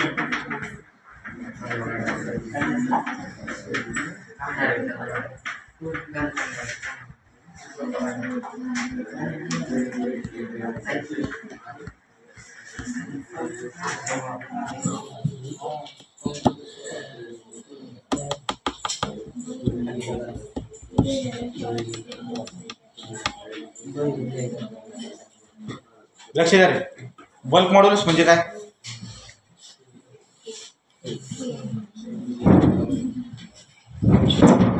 एक पंच उदाहरण समजून घेऊया बल्क मॉड्युलस आणि कॉम्प्रेसिबिलिटी. ठीक आहे का? असे 100 उदाहरणं दिसायला भेटतील. तो बल्क मॉड्युलस झाला हा काय टर्म आहे बरं का, जे की तुमची कॉन्स्टंट होते म्यू के. आलं ना? ई जी म्यू के. हा ना? ई जी म्यू के जी आहे ते तुमचे कॉन्स्टंट असतात ते सॉमॉसचे. मग आता आपल्याला शिकायचं आहे बल्क मॉड्युलस पाण्याच्या टर्ममध्ये. जर तुम्ही ऍक्च्युअली बघायला गेलात तर लिक्विड जो असतो लिक्विड जो तो इनकॉम्प्रेसिबल असतो. खूप म्हणजे खूप प्रेशर लावल्यावरती तुम्हाला मामूली चेंज दिसायला भेटतो. जनरली लिक्विडला आपण इनकॉम्प्रेसिबल समजतो, याचा अर्थ खूप प्रेशर लावला ना तरी पण तो कॉम्प्रेस होत नाही असं आपण कन्सिडर करतो. मग आता ही कॉम्प्रेसिबिलिटी चेक करण्यासाठी तुमच्याकडे एक प्रॉपर्टी असते जिचं नाव आहे कॉम्प्रेसिबिलिटी. किती कॉम्प्रेस होत आहे किंवा काय, तर त्यासाठी काय तुमच्याकडे कॉम्प्रेसिबिलिटी नावाची टर्म आहे. मग तिला डिपेंड कसं करतो मी, जसं की आपण स्पंजचं उदाहरण घेऊया. स्पंजला मी काय करतोय, बाहेरून प्रेशर लावतोय, तो एवढा प्रेशर लावल्यावरती त्याचा पूर्ण व्हॅल्यूम जो आहे ना, लांबी रुंदी उंची ती कमी होते. स्पंज कॉम्प्रेस करतो समजा मी, तो काय होते, मी जो प्रेशर लावते मी 10 न्यूटन पर मीटर स्क्वेअरचा प्रेशर मी लावते बाहेरून एक्सटर्नल प्रेशर, तर त्यामुळे त्याचा व्हॅल्यूम पण चेंज होईल ना. तो हे दाखवण्यासाठी, हे एक्सप्रेस करण्यासाठी आपल्याकडे टर्मिनॉलॉजी काय असते, नाव आहे त्याचं नाव काय, कॉम्प्रेसिबिलिटी किंवा बल्क मॉड्युलस. मग आता आपण बल्क मॉड्युलस शिकणार आहोत. बल्क मॉड्युलस काय असतो, बल्क मॉड्युलस हा चेंज इन अ प्रेशर आहे. तो it is the change in a pressure with respect to what, change in a pressure with respect to applied value. म्हणजे काय, change in a pressure to the change in a value, change in a pressure to the change in. किंवा आपण याला दुसऱ्या पद्धतीने असं बोलू शकतो की मला जे ना 1 युनिटचं व्हॅल्यूम चेंज करायचं. किती, म्हणजे आता 3 मीटर क्यूब व्हॅल्यूम आहे एका डब्याचं, व्हॅल्यूम किती आहे 3 मीटर. तुम्हाला कॉम्प्रेस करायला लावलं, 3चं 2 करायला लावलं, कितीने कमी केला तुम्ही, 1ने. तो एक व्हॅल्यूमेट्रिक चेंज एक करण्यासाठी जेवढा बी प्रेशर बाहेरून लागेल तीच तुमची बल्क मॉड्युलस असते. कधी बी ना स्वतः डिफिनेशन बनवायचं, change in a pressure to the volumetric strain. Value खालचा जो ना त्याला कॉन्स्टंट ठेवायचा, कॉन्स्टंट म्हणजे 1 मीटर क्यूब ठेवून घ्यायचं. कळलं, तर एक किती चेंज करायचं बरं का, चेंज इन व्हॅल्यूम तुम्हाला युनिट करायचं आहे. तो युनिट चेंज करण्यासाठी किती प्रेशर लागतो, तो प्रेशर म्हणजे बल्क मॉड्युलस. तो बल्क मॉड्युलस हा एक प्रेशर असतो जो आपण लावतो, डिनोटेड बाय के. नाही समजलं तुम्हाला, समजलं की नाही, अरे भंगार की शक्ल की. सीसी म्हणजे काय,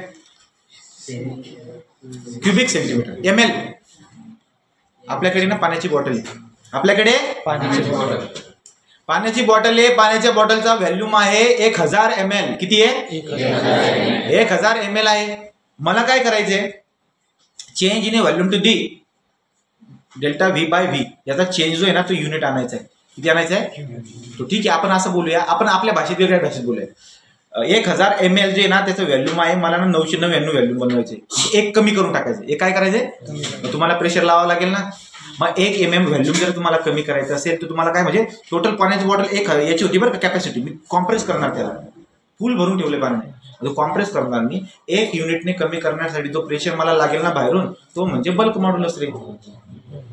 सुरुवातीला बॉटलमध्ये पाणी भरून ठेवले ना 1000 ml आहे, तुम्ही कॉम्प्रेस करताय, पाणी गायब नाही होणार पण ते व्हॅल्यूम बॉटलचं हे होईल ना थोडंसं, मग त्यामुळे त्याचं व्हॅल्यूम कमी होऊन गेलं. किती नाही का, जनरली असं होत नाही लिक्विडच्या केसमध्ये असं होत, मी अगोदर बोललो इनकॉम्प्रेसिबल. पण 1 युनिट हे करण्यासाठी जो प्रेशर बाहेरून लागतो का त्याला बोलतात बल्क मॉड्युलस.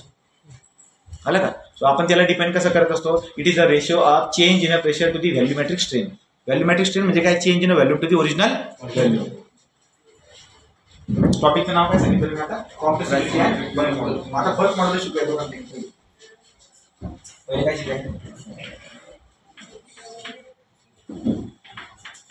तुम्हाला अजून दुसरं उदाहरण सांगतो जे तुम्हाला सुरू करेल. Bulk modulus K, it is the ratio of change in a pressure. तो के चा फॉर्म्युला काय दिसेल भेटेल, change in a pressure to the volumetric strain delta V by V. Delta V by, ठीक आहे.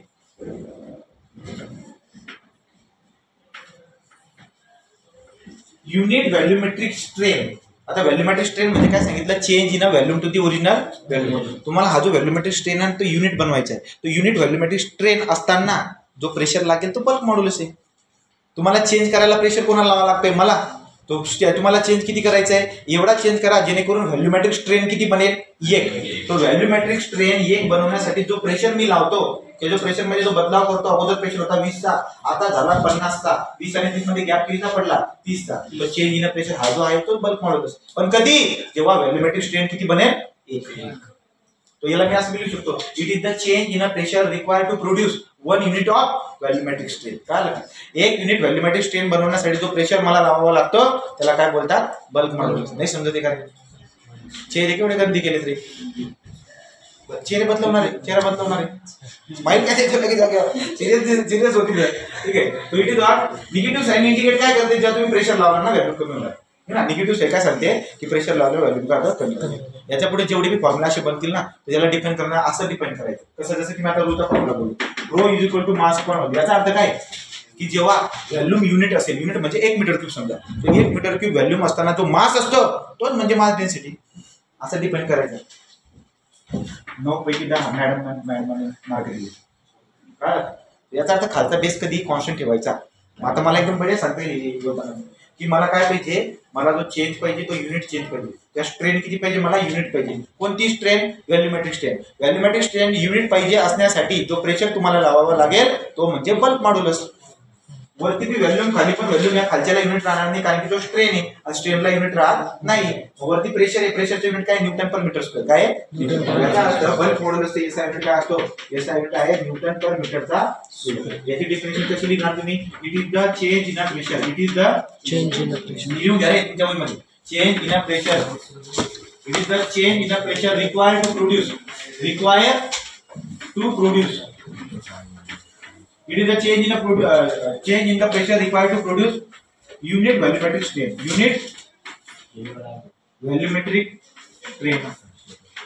तुम्हाला आठवतं का, या म्यूचा पण फॉर्म्युला असं बनवणार आहे, tau divide by du by dy.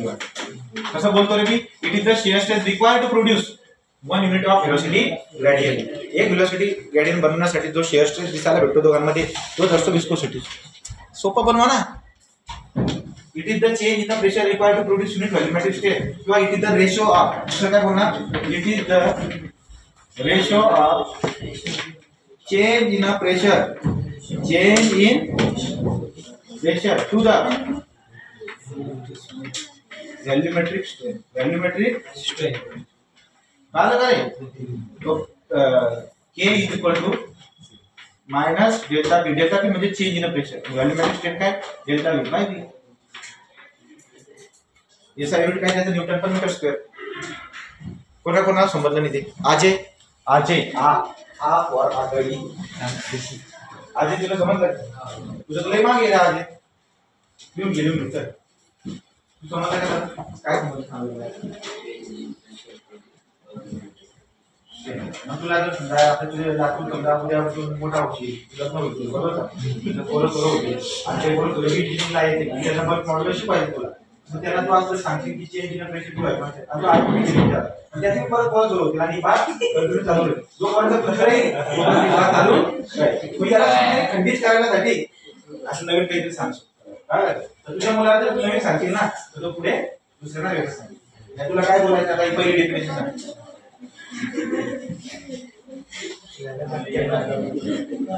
Bulk modulus काय आहे एका शब्दामध्ये सांगताला. बल्क मॉड्युलस काय आहे, प्रेशर आहे. कधी प्रेशर, जर तुला व्हॉल्यूमेट्रिक स्ट्रेन किती आणायचं आहे,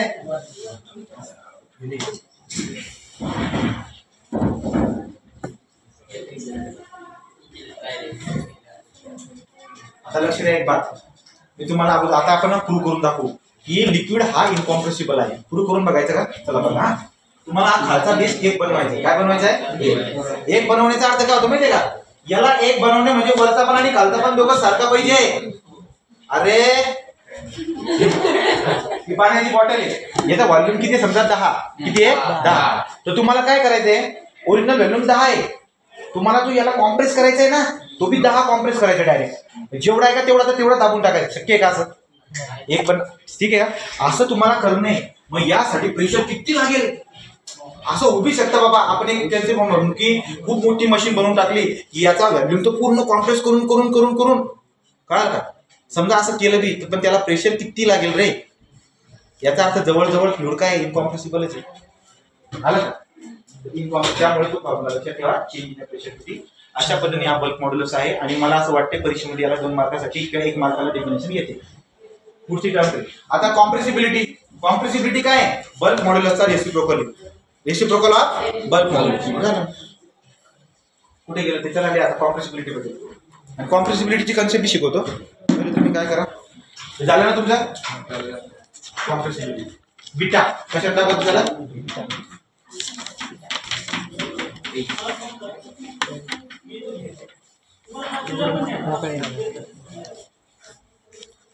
उलटा आहे रे, उलटा. It is a reciprocal of what, bulk modulus. Bulk मॉड्युलसचा काय हा रेसिप्रोकल 1/T असं लिहिता येईल मला. याची कन्सेप्ट समजून घ्या. आता फोन करतो, ज्याचा फोन यायचा त्यात येत नाही. हॅलो, हा काय बोलतो डॉक्टर कडे जाऊन ये ना, मग क्लास आहे तो. शिवमने गाडी नेली आहे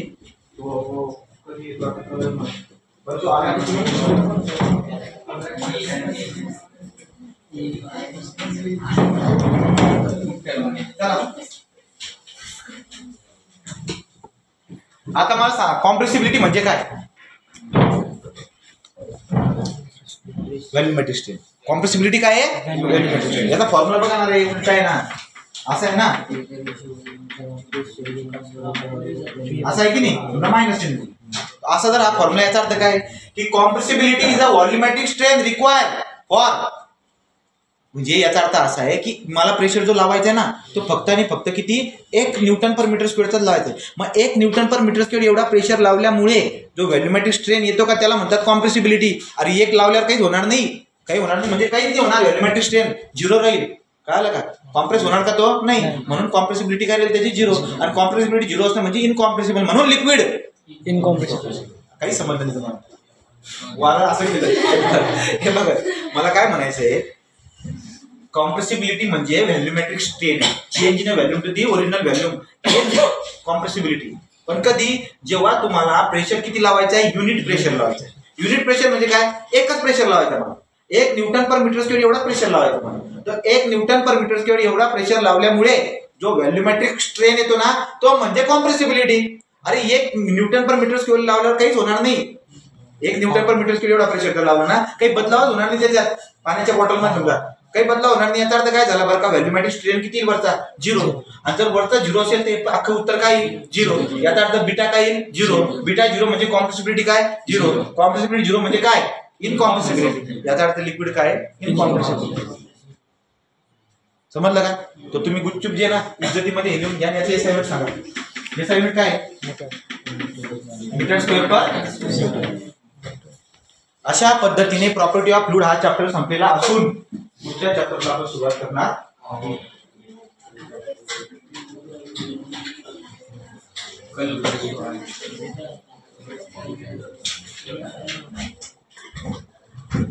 आता इथून सगळ्यात बढिया मला फेवरेट चॅप्टर जर कोणता असेल तो प्रेशर आहे.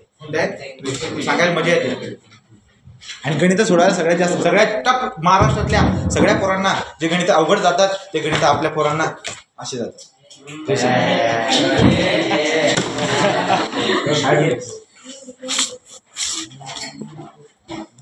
जाऊ का पुढे?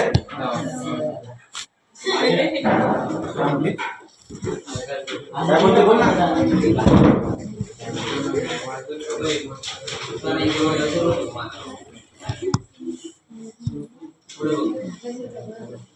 झालं का? जाऊ पुढे.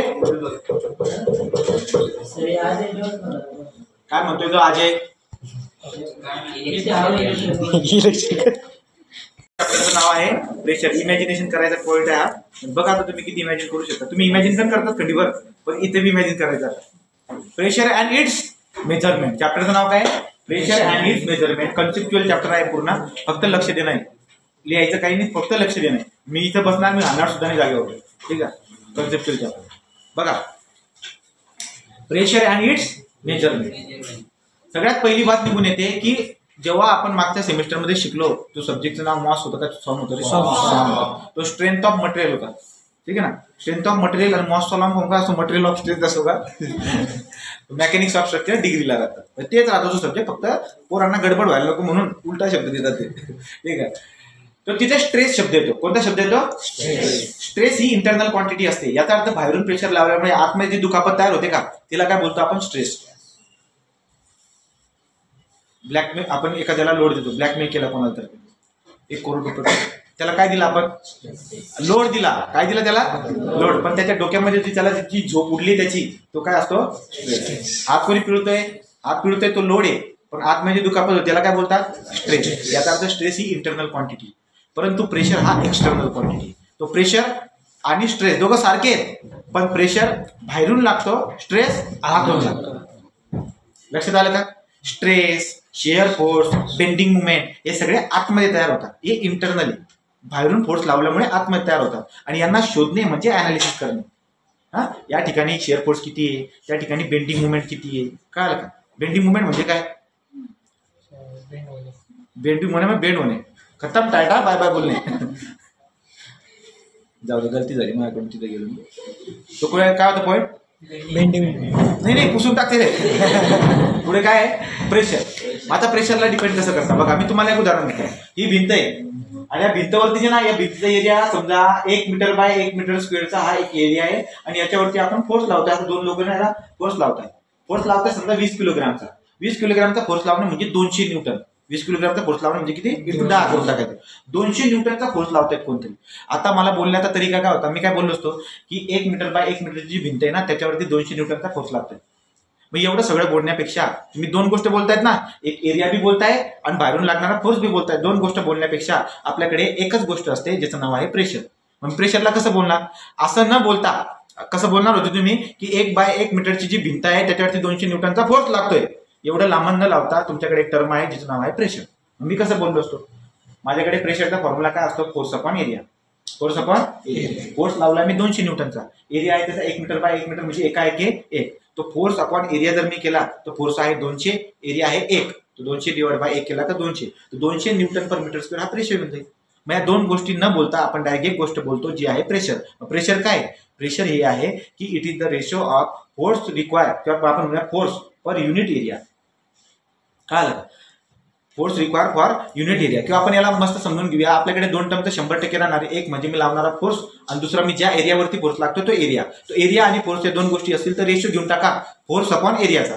त्याला काय बोलणार मी? प्रेशर. त्याला काय बोलणार? प्रेशर. आता जर तुम्ही वरती फोर्स आणि खाली एरिया ठेवताय, तो फोर्सचा युनिट आहे न्यूटन, एरियाचा युनिट आहे मीटर स्क्वेअर. मग प्रेशरचं एस युनिट काय झालं? Newton per metre square. तुम्हाला परीक्षेमध्ये 2 मार्काला प्रश्न विचारतात, define pressure and state its SI unit. हे दुसऱ्या युनिट मधले, पुढच्या युनिट मधले, पण तरी मी सांगून देतो. Define pressure and state its SI unit. मग रेशो काय? It is the ratio of force per unit area किंवा per unit normal area. Normal म्हणजे परपेंडिक्युलर एरिया. तिरपा राहायला नको. म्हणजे जो बी फोर्स मी या एरियावरती लावतोय तो असाच फोर्स लावायला पाहिजे, तिरपा फोर्स लावायचा नाही. तिरपा लागत असेल तर त्याचा कॉम्पोनेंट घ्यायचा आणि हा कॉम्पोनेंट आणि एरिया एकमेकांना परपेंडिक्युलरच असायला पाहिजे, तेव्हा प्रेशर नावाची कन्सेप्ट येईल. तो प्रेशर ही कन्सेप्ट सांगण्यासाठी फोर्स आणि एरिया एकमेकांना काय पाहिजे? परपेंडिक्युलर असायला पाहिजे. Force upon area is called as pressure. S I unit काय त्याचा? न्यूटन पर मीटरचा स्क्वेअर. ठीक आहे. आता मी याच्या पुढे जे बोलणार त्यांना मन लावून ऐकायचं. वाटल्यास मी तिथेही थांबून जाणार, काही प्रॉब्लेम नाही, पण ते समजायला पाहिजे.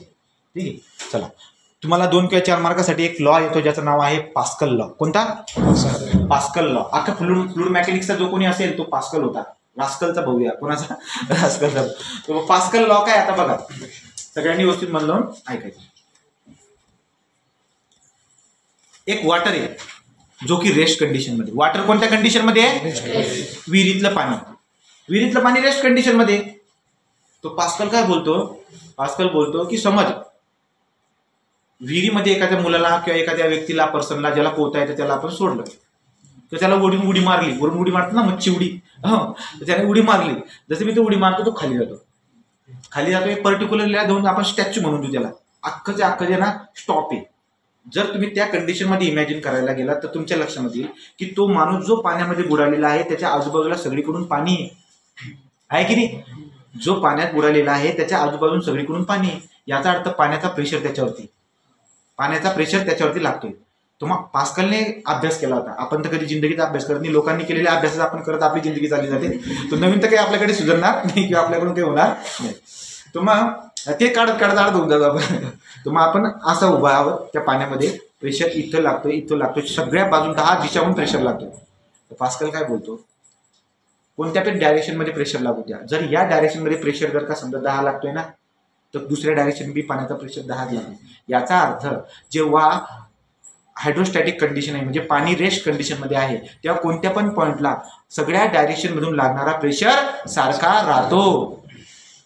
Px is equal to Py is equal to Pz. Pascal law. The pressure at a point, कोणत्या पण एखाद्या पर्टिक्युलर पॉइंटला सगळ्या बाजूने लागणारा प्रेशर सारखा असतो. कधी? जेव्हा ते वॉटर कोणत्या कंडिशन मध्ये असेल? Rest condition. तो रेस्ट कंडिशन मध्ये कोणत्या पण पॉइंटला सगळ्या डायरेक्शन मधून प्रेशर सारखा असतो. पास्कल लॉ समजला का? सांग पास्कल.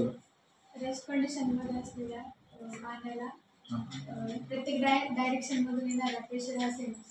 कुठे rest condition particular point. Rest जे रेस्ट कंडिशन मध्ये जेव्हा पाणी आहे ना त्या पाणीमधल्या कोणत्याही एका पर्टिक्युलर पॉईंट वरती सगळ्या डायरेक्शन मधून प्रेशर सारखा लागतो. प्रेशर कशामध्ये मोजतात?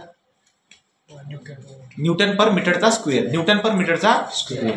प्रेशरचा फॉर्म्युला काय आहे? Force upon area. प्रेशरचा फॉर्म्युला काय? Force upon area. फोर्स आणि एरिया एकमेकांना काय पाहिजे? परपेंडिक्युलर असायलाच पाहिजे. नसेल तर त्याचा कॉम्पोनंट घ्या तुम्ही. ठीक आहे का? तो एवढ्या पॉईंट पास्कलचा नक्की कळाला का तुम्हाला? असं एक बोलतोय आपण, एक चर्चा करतो. तुम्ही नका जाऊ तिकडे, तर नोट याच्याकडे चर्चा करणार. आता लक्ष द्या. या रूमला सगळ्यांनी इमॅजिन करा. रूमला खिडक्या आहेत, दरवाजे बी आहेत. अख्ख्या खिडक्या दरवाजे बंद करून टाका. केल्या? बोलायचं हो केल्या असं म्हणायचं. ठीक आहे. ही रूम आहे. या रूमला दरवाजा खिडक्या आहेत. दरवाजा खिडक्या सगळ्या बंद करून टाका. ओके. आता तुम्हाला करणं काय आहे? ही जी भिंत आहे या भिंतमध्ये छोटीशी ओपनिंग द्यायची. एक छोटासा पाईप बसेल असा. ठीक आहे. तो पाईप पण बसवला. ओपनिंग आरपार आहे, हवा इकडून आणि तिकडे जाऊ शकते. एवढी छोटीशी ओपनिंग आहे. बाकी दरवाजा खिडक्या सगळं काय आहे? बंद आहे. इमॅजिन झाली का condition?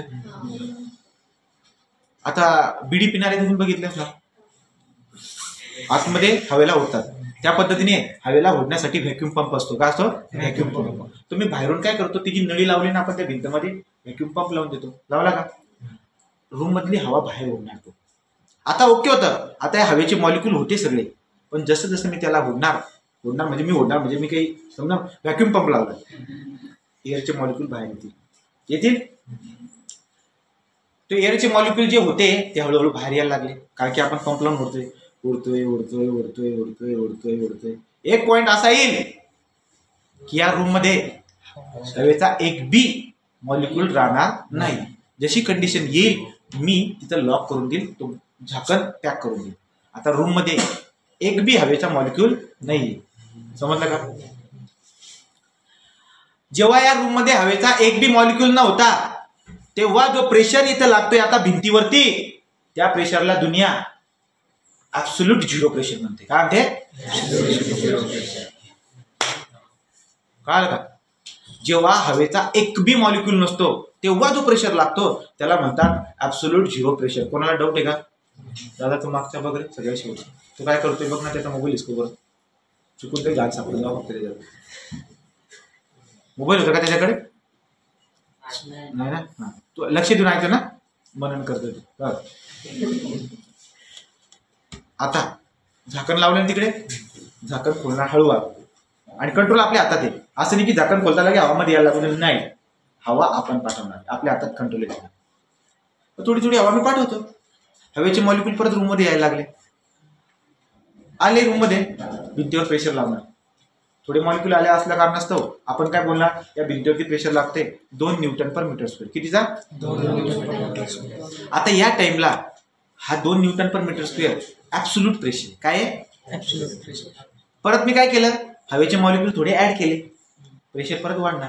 10 Newton per metre square झाला. किती झाला? 10. याचा अर्थ या टाइमला ऍब्सोल्यूट प्रेशर झिरो झाला. बरं, झिरो म्हणजे काय? जेव्हा हवेचे मॉलिक्यूल नव्हते तेव्हा तो जो प्रेशर असतो त्याला ऍब्सोल्यूट झिरो प्रेशर म्हणतोय. थोडे थोडे एअर मॉलिक्यूल मध्ये आणले, प्रेशर लागायला लागला. एक पर्टिक्युलर पॉइंटला जो प्रेशर लागतोय त्याला म्हणतात ऍब्सोल्यूट प्रेशर. काय म्हणतात त्याला? Absolute zero pressure. दुसरी कन्सेप्ट सांगतोय ऍब्सोल्यूट प्रेशर. अजून हवेचे मॉलिक्यूल थोडेफार ऍड केले, 100 न्यूटन पर मीटर स्क्वेअर. किती लागायला लागला? याचा अर्थ त्या पर्टिक्युलर पॉइंटला जो प्रेशर आहे 100 न्यूटन पर मीटर स्क्वेअर आहे, हा ऍब्सोल्यूट प्रेशर आहे. काय? हा हवेला ऍड केली 200 Newton per metre square. Absolute pressure किती या टाइमला? 200. हवेला ऍड केली एक पर्टिक्युलर पॉइंटला 1000 न्यूटन पर मीटर स्क्वेअर एवढा प्रेशर झालेला आहे. तो काय? त्याचा ऍब्सोल्यूट प्रेशर. कळलं का? याचा अर्थ हवेचे मॉलिक्यूल जसे जसे तुम्ही ऍड करताय प्रेशर बदलतोय. जो प्रेशर येतो त्याला तुम्ही ऍब्सोल्यूट प्रेशर म्हणताय. असं करत गेले 10,000 न्यूटन पर मीटर स्क्वेअर, 20,000, 1,00,000, 10, 13, 25. किती? 10, 13, 25 न्यूटन पर मीटर स्क्वेअर एवढा प्रेशर भिंतीवर लागायला लागला. या पर्टिक्युलर पॉइंटला या भिंतीवर प्रेशर किती लागतोय? 10, 13, 25. याला मी ऍब्सोल्यूट प्रेशर बोलणार. कोणत्या पण टाइमला जो प्रेशर लागतो त्याला ऍब्सोल्यूट प्रेशर म्हणतात. तो ही कंडिशन बनलेली आता. कळलं का? प्रेशर किती आहे 10, 13, 25 न्यूटन पर मीटर स्क्वेअर. आता ही कंडिशन आहे, ज्या कंडिशन मध्ये आहोत का तो, म्हणजे याचा अर्थ असा आहे की आपल्यावरती या घडीला 1 मीटर स्क्वेअर एरिया जर का घेतला ना आपला, तर आपल्यावरती 10, 13, 25 न्यूटन पर मीटर स्क्वेअर एवढा प्रेशर लागतोय. आणि याला बोलतात ऍटमॉस्फेरिक प्रेशर. याला काय बोलतात? तो ऍटमॉस्फेरिक प्रेशर म्हणजे काय? ऍटमॉस्फेरिक प्रेशर म्हणजे काय? जेव्हा ऍब्सोल्यूट प्रेशर, जेव्हा पर्टिक्युलर पॉइंटला असणारा प्रेशर म्हणजे absolute pressure 10, 13, 25 Newton per metre square एवढा होऊन जातो, त्याला एक ऍटमॉस्फिअर प्रेशर म्हणतो. आणि आपल्यावरती एक ऍटमॉस्फेरिक प्रेशर लागतो, पण आपल्याला भासत नाही. आपल्यावरती या घडीला किती प्रेशर लागतोय? 10, 13, 25 न्यूटन पर मीटर स्क्वेअर एवढा प्रेशर लागतोय. म्हणजे जवळजवळ 10,000 किलोग्रॅम एवढा हवेचा प्रेशर आपल्यावरती. पण आपल्याला समजत नाही. कळालं का? कोणाला समजलं नाही? मी सांगेल फिरसे दोहरेल ते, पण समजलं का? आता एक बात बघा रे, आता आपण सगळे जण या वातावरणामध्ये जेवढे लोक फिरतायत बाहेर रूम मध्ये, या सगळ्यांवरती किती प्रेशर आहे? 10, 13, 25. ठीक आहे ना? 10, 13, 25 एवढा ऍब्सोल्यूट प्रेशर लागतोय. म्हणजे एक ऍटमॉस्फेरिक प्रेशर एवढा प्रेशर लागतोय. ओके. पण माझी गाडीची जो चाक आहे ना, गाडीचा चाक जो ना, त्याची हवा जी ना पंक्चर झाली, हवा पंक्चर झाली. मग मी त्याला ना सायकल दुकान किंवा समजा पंक्चर काढण्याच्या दुकानात सायकल होती काय होती, दुकानावर आपण पंक्चर काढायला गेलो. पंक्चर काढण्यासाठी सगळ्या महाराष्ट्राच्या लोकांना कुठे यावं लागतं? मंचरमध्ये. कुठे यावं लागतं? मंचरमध्ये. तो पंक्चर काढायला गेलो आपण मंचरमध्ये. मंचरमध्ये जसे गेलं मी, तो सायकल किंवा समजा त्या मोटरसायकलच्या दुकानावर जसे जाणार, हवा बिलकुल बी नाही इथे टाकेल. चालेल का? किंवा समजा असेल काय असेल ते. पण जेव्हा त्या हवे मोजायचं मशीनला तुम्ही बघणार, त्याचा काटा कुठे असणार? 0. आपल्यावरती 10, 13, 25 न्यूटन पर मीटर स्क्वेअर एवढा प्रेशर लागतोय, पण तरी सुद्धा तो काटा किती दाखवतोय? एक ऍटमॉस्फेरिक प्रेशर एवढा प्रेशर लागतोय की नाही आपल्यावरती? 10, 13, 25 न्यूटन पर मीटर स्क्वेअर एवढा प्रेशर लागतोय, पण तो काटा त्याला किती समजतोय? तरी बी 0. म्हणजे एक ऍटमॉस्फेरिक प्रेशरला बी तो काय समजतोय? 0. आणि त्याच्यानंतर ती मशीन जेव्हा मी त्या टायरला जोडणार हवा चेक करण्यासाठी, तर तो काटा फिरणार. थोडीफार हवा जर का असेल ना त्याच्यामध्ये, आणि काटा जेव्हा तुम्ही जोडणार ना, तर तो काटा फिरणार. टायर मधल्या हवेचा प्रेशर मोजणार तो, आणि तो आला चुकून 10 न्यूटन पर मीटर स्क्वेअर. किती आला? म्हणजे ऍटमॉस्फेरिक प्रेशरच्या वरती किती आला तो? 10 Newton per metre square. Atmospheric प्रेशरला 0 समजून त्याच्या वरती जो प्रेशर तुम्ही मोजताय त्याला बोलतात पॉझिटिव्ह गेज प्रेशर. काय म्हणतात त्याला? पॉझिटिव्ह गेज प्रेशर किंवा gauge pressure. Positive gauge pressure. नाही समजलं? मी सांगतो, मी सांगेल ना परत. ठीक आहे, मी परत सांगेल. फॉर एक्झाम्पल मी उदाहरण देतो, तेव्हा समजेल तुम्हाला. The absolute pressure of at point, किंवा एक रूम म्हणूया. The absolute pressure of a room, the absolute pressure of the room is 10, 13, 50. 10, 13, 50. What is the positive gauge pressure? 10, 13, 25 पेक्षा 10, 13, 50 कितीने जास्त आहे? 25 ने. तो 25 न्यूटन पर मीटर स्क्वेअर हा गेज प्रेशर झाला. हे नवीन रे. एक रूम आहे, त्याचा ऍब्सोल्यूट प्रेशर 10, 13, 30 आहे. 10, 13, 30. तर तिथे गेज प्रेशर किती असणार? 5. समजते की नाही? पण हा गेज प्रेशर कोणता असणार? पॉझिटिव्ह. वरती असणार हा. आता तुम्हाला उदाहरण देतो मी. आता आपण काय करूया? आता आपल्यावरती प्रेशर किती आहे? 10, 13, 25 आहे. पण इथून जर मी हवेचे मॉलिक्यूल व्हॅक्यूमच्या याच्याने जर काढून टाकले तर कमी होतील ना. तर ऍटमॉस्फेरिक प्रेशरला 0 समजून त्याच्या खाली जो प्रेशर मोजला जातोय त्याला बोलतात व्हॅक्यूम प्रेशर. त्याला काय बोलतात? किंवा निगेटिव्ह गेज प्रेशर, किंवा काय म्हणतात? निगेटिव्ह. म्हणजे मी उदाहरण देतो. 10, 13, 20. 10, 13, 25 पेक्षा कमी आहे ना तो. कितीने कमी आहे? 5 ने. मग तो 5 काय झाला? Negative gauge pressure. त्याला बोलतात व्हॅक्यूम प्रेशर. त्याला काय बोलतात?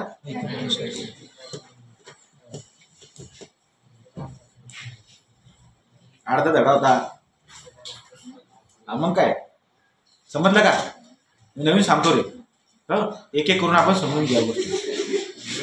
हवेचे मॉलिक्यूल एकही नसताना, हवेचे मॉलिक्यूल एक पण नसताना त्या घडीला जो प्रेशर लागतोय त्या प्रेशरला बोलतात absolute zero pressure. Absolute zero pressure. नाही समजलं दादा? नाही रे, तुझं असतो ऍब्सोल्यूट झिरो प्रेशर. तो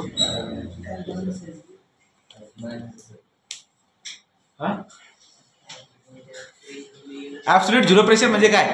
हवेचे मॉलिक्यूल एक बी नाही. या रूम मध्ये आता हवेचे मॉलिक्यूल आहेत की नाही? खूप हवेचे मॉलिक्यूल आहेत. आता प्रेशर आहे, आता प्रेशर आहे. पण अशी एक कंडिशन अजून करा की ते बिलकुल बी हवेचे मॉलिक्यूल नाही. अख्खी रूम एकदम व्हॅक्यूम आहे, काहीच नाही इथं. डायरेक्ट एक बी हवेचा पार्टिकल नाही, तेव्हा भिंतीवरती जो प्रेशर लागतो ना त्याला ॲब्सोल्यूट झिरो प्रेशर म्हणतात. नाही नाही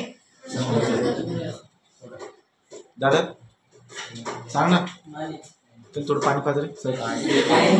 ॲब्सोल्यूट झिरो प्रेशर अजून पाच ना थोडंसं देणार एक वर्ष पाण्यात नाही मला समजलं ते पाण्याचा विषय येतो.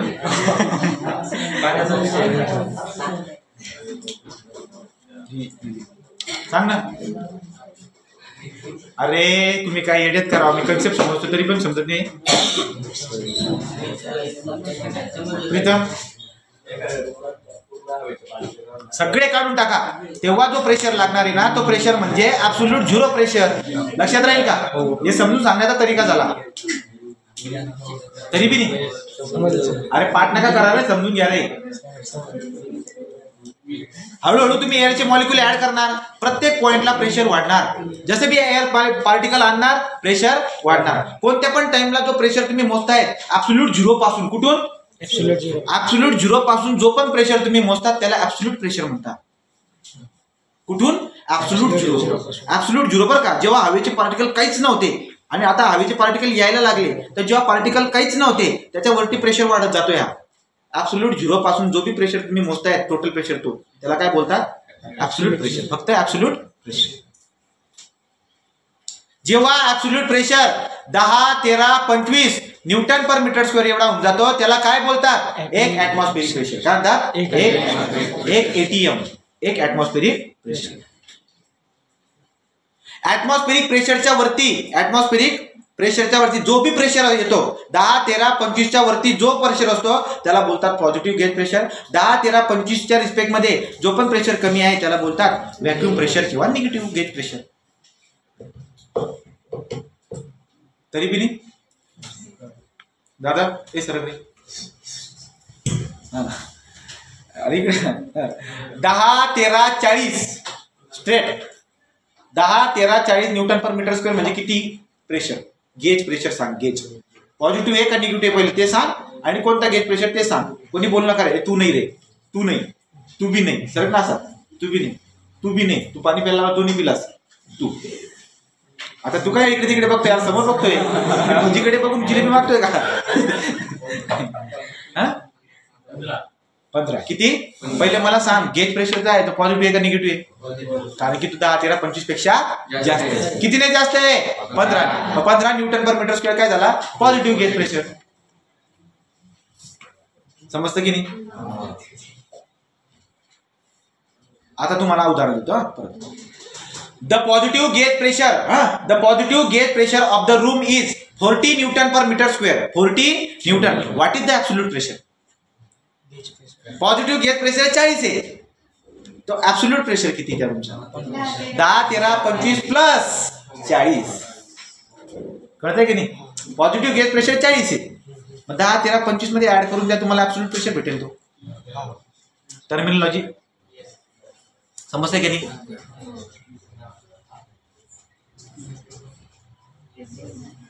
दीदी पास्कल लॉ सांगतो. हा मस्करी नका करा रे, मी हसतोय का? पास्कल लॉ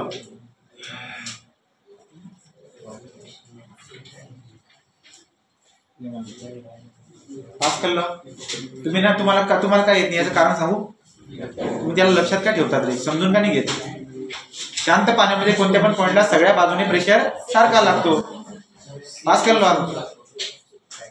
पण तुम्ही त्याला इंग्रजीमध्ये लक्षात ठेवायचं, म्हणून मी इंग्रजी सांगत नाही. मी बोललो का? आणि तू म्हणत होता ते 2 पोरं सांगत आहे सर मराठीत शिकवता, इंग्रजीत लिहून देत नाही.